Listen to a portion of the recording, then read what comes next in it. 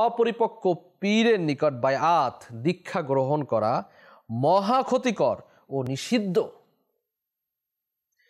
পৃথিবী পরকালের শস্যক্ষেত্র স্বরূপ, আর দুনিয়া মাজরাআতুল আখিরা।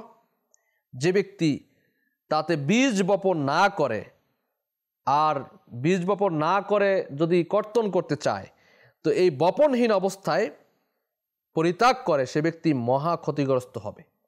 যে বীজ বপন করে নাই, কিন্তু সে বীজ বপন না করেই আপনার ফসল কাটতে গেল, ফসল আনতে গেল, তাহলে সে ক্ষতির মধ্যে পড়বে কিনা? নিঃসন্দেহে, কারণ গিয়ে ফসলই পাবে না।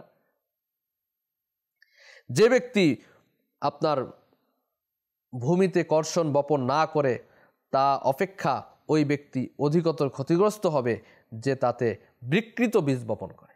একটা হচ্ছে যে আপনি আপনার এর মধ্যে বীজ বপন করলেন না, আপনি কাটতেও গেলেন না, ফসলও হলো না, এটা আলাদা একটা ব্যাপার, ঠিক না? কিন্তু আপনি যদি বিকৃত বীজ বপন করেন, যে ব্যক্তি যোগ্যতা থাকা সত্ত্বেও তরিকত শিক্ষা না করে, সে ব্যক্তি পরিতাপের পাত্র। কিন্তু যে ব্যক্তি কোনো অনুপযুক্ত পীরের নিকট তরিকত শিক্ষা করে, সে ব্যক্তি অধিকতর ক্ষতিগ্রস্ত হবে। কেননা অপটু পীর নিজেই সংসারাসক্ত, এরূপ সংসারাসক্ত লোকের দ্বারা বিশুদ্ধ জ্যোতি নূর আকর্ষণ করা অসম্ভব। এর দ্বারা মুরিদের সংসারাসক্তি অর্থাৎ দুনিয়ার ভালোবাসারও বৃদ্ধি পেতে পারে, অন্ধকারের উপর দ্বিতীয় অন্ধকার ঘনীভূত হবে। যে ব্যক্তি কোনো অনুপযুক্ত পীরের নিকট তরিকত শিক্ষা গ্রহণ করে, সে ব্যক্তি অধিকতর ক্ষতিগ্রস্ত হবে, অনেক বেশি ক্ষতিগ্রস্ত হবে।